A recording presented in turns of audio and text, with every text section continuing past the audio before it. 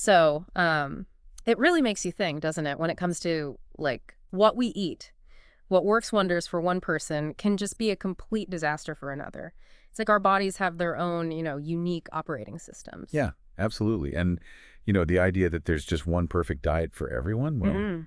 that's a really outdated concept now. Yeah. Our individual biology, things like our genetics, any existing health conditions, that plays a massive role. Right, a huge role. Which leads us right into the topic for our deep dive today. We're going to delve into a pretty dramatic story, actually, that's been circulating, shared by actress Jenny McCarthy about her experience trying veganism. Hmm. We've got an article here from Fox News detailing her claims, but also some really insightful perspectives from registered dietitians. Yeah, and our goal, like always, is to kind of get beyond the headlines, right? Right. Understand the core issues. We want to explore the ins and outs of veganism, look at the potential benefits people talk about, but also, maybe more importantly here, the potential risks, Mm. especially when you factor in someone's individual health situation. Exactly. So if you've ever wondered about veganism, maybe you're considering it or just trying to understand why it's such a, well, talked about topic, this deep dive should be really interesting for you. Okay, so let's just dive straight into Jenny McCarthy's experience then.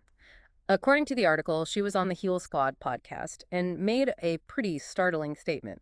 She said that going vegan almost killed her and that she Literally almost died. Yeah, that's a very strong statement. extremely strong. So to understand that, we need to know what a vegan diet actually involves, right? Right. The article explains it pretty clearly. It's a way of eating that cuts out all animal products. So that means no meat, no poultry, fish, eggs, dairy, and even things you might not immediately think of, like honey and gelatin, are out too. It's a really comprehensive elimination. Wow, okay, so if all those things are out, what's left? Like, what forms the basis of a vegan diet? Well, the focus shifts entirely to plant-based foods. Lots of vegetables, fruits, whole grains, legumes, yeah, beans, lentils, teas, nuts, and seeds. It's a purely plant-focused approach. Gotcha. Now, the article also brings in expert opinions, and it's not like they paint a completely negative picture of veganism, is it? No, not at all. Actually, we hear from Jamie Mock. She's a registered dietitian and a spokesperson for the Academy of Nutrition and Dietetics, and she makes a really key point. Research actually suggests a well-planned vegan diet can offer some significant health advantages. Okay, like what kind of advantages? Well, the main ones highlighted are potentially lowering the risk for things like heart disease, certain types of cancers, and even type 2 diabetes. Mm, And, it kind of makes sense when you think about it. A diet rich in fruits, vegetables, whole grains, it tends to be lower in saturated fat, higher in fiber. Those things can definitely contribute. But, and this is crucial, these benefits really hinge on careful planning to avoid deficiencies. We'll definitely get more into that. right, okay. So, potential upsides, but it's not automatically risk-free for just anyone who tries it. Exactly. That's where the careful planning and, awareness of your own body becomes so important. Jamie Mork also specifically warns that if a vegan diet isn't thoughtfully put together, it can lead to deficiencies in certain essential nutrients. Because you're cutting out whole food groups. Precisely. You have to be really conscious about getting enough of specific vitamins and minerals from plant sources, or maybe through supplementation. And which nutrients are we talking about? What are the big ones to watch out for? The article points out several key ones. Vitamin B12, that's crucial for nerves and red blood cells. Vitamin D for bone health. Calcium, also for bones. Iron for carrying oxygen. Omega-3 fatty acids, important for brain health. Iodine, and also protein. Okay. These are nutrients that are often just more readily available or maybe better absorbed from animal foods. Yeah. So yeah, if you were thinking about going vegan, you'd need to pay close attention to those. Right, and if someone isn't getting enough of those, what kind of health problems could pop up? Well, Muck explains that deficiencies there can lead to issues like anemia, often linked to not enough iron or B12, and osteoporosis, which can develop from low calcium and vitamin D. These aren't minor things. They can really impact your long-term health. Definitely. Now let's circle back to Jenny McCarthy's specific experience. The article suggests her really negative outcome wasn't just because she went vegan, right? There were other factors. Absolutely. And this is maybe the most critical piece of her story. Her experience has to be seen in the context of her pre-existing health conditions. She has a soy allergy, and she has celiac disease, that gluten sensitivity. Ah. Those are significant conditions that made it much, much harder for her to thrive on a typical vegan diet, which often relies on things like soy and grains. And the article brings in another expert, Deborah Salvatore, a registered dietitian at Long Island University, knows a lot about celiac disease, though she didn't treat McCarthy directly. What was her take? Salvatore used a really powerful analogy. She said the vegan diet, in McCarthy's specific situation, was like the cherry on top, the perfect storm for malnutrition, nutritional deficiencies. Wow, the perfect storm. Yeah. Basically, malnutrition just means your body isn't getting the right balance of nutrients it needs to work properly. So, given McCarthy already had limits from her allergy and celiac disease, adding more restrictions with veganism, it created a really shaky nutritional foundation. This brings us right back to how her existing conditions really amplified those potential risks we talked about. That makes total sense. If you're already juggling dietary limitations, adding even more could definitely, well, push things over the edge. Wow. Can you explain a bit more why celiac disease specifically would make a vegan diet potentially so problematic? Sure. Salvatore explains that celiac disease causes this ongoing immune reaction that damages the lining of the small intestine. And that damage actually reduces the surface area inside the intestine, which is where most nutrient absorption happens. So even if someone with celiac is eating seemingly nutritious food, their body might struggle to actually absorb all the necessary macro and micronutrients effectively. Huh. So in McCarthy's case, she was likely already having trouble absorbing nutrients because of the celiac disease. And then she adopted a vegan diet, which, as you said, needs careful planning anyway to avoid deficiencies. It sounds like they were just compounding each other. Exactly right. It created this scenario where getting enough nutrients was just extremely difficult for her.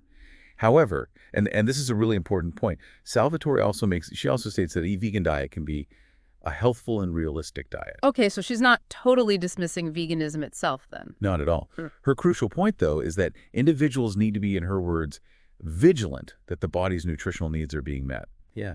It just emphasizes that any big dietary change, especially one as restrictive as veganism, really demands careful planning and, paying attention. And for anyone with pre-existing conditions or allergies, that level of attention is absolutely non-negotiable. It makes you wonder, doesn't it, if people always fully grasp their own unique needs before making such drastic changes. It's definitely something to think about. Now, what about that specific challenge combining vegan and gluten-free, which was McCarthy's situation? Did the article offer any guidance on navigating that? Yes, Salvatore stresses that when you're managing both, you have to be even more mindful.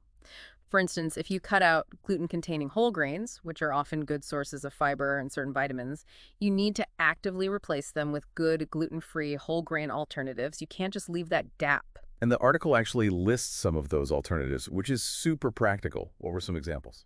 Yeah, she lists things like amaranth, buckwheat, gluten-free oats, important distinction there, millet, brown rice, and quinoa. These can be really valuable staples in a well-planned, gluten-free and vegan diet. Okay, so it can be done, but it clearly takes a much higher degree of awareness and careful planning.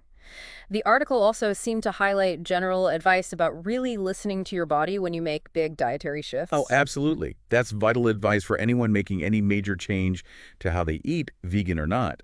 Jamie Marcus, the first dietitian we mentioned, provides a really helpful list of warning signs. Signs that could indicate your diet isn't quite meeting your needs and maybe needs tweaking. What are some of those key signs people should be watching out for? She mentions things like persistent fatigue, like fatigue that doesn't just go away with a good night's sleep, unexplained weakness or even muscle loss, noticeable hair thinning or brittle nails, changes in mood that seem out of the blue, digestive issues that just don't clear up, getting sick more often, skin problems, unintended weight changes, either gaining or losing without trying, and even really intense cravings for specific foods. These can all be signals from your body that something's nutritionally off balance.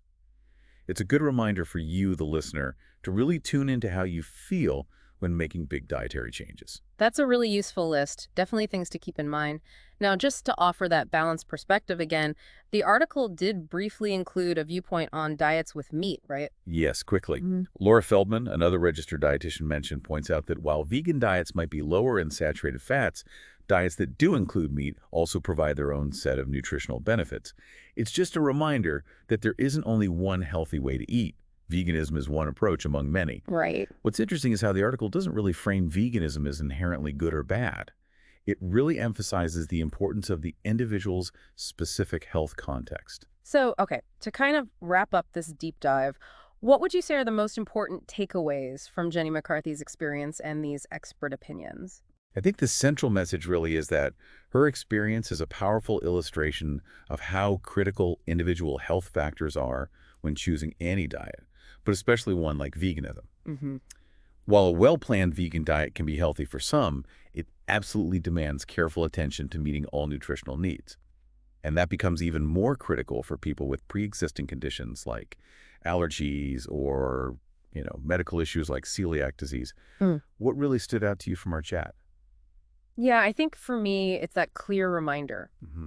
No one-size-fits-all answer for diet. What's great for one person could actually be harmful for another.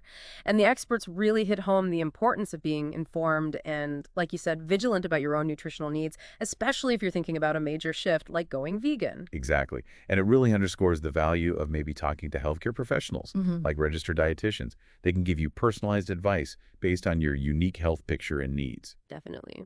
So maybe to leave our listeners with a final thought, considering this whole complex web of individual needs and how any diet can have both pros and cons, what are some other seemingly healthy diets out there that might actually carry hidden risks for certain people? Something to encourage everyone to think a bit more critically about the health advice they come across.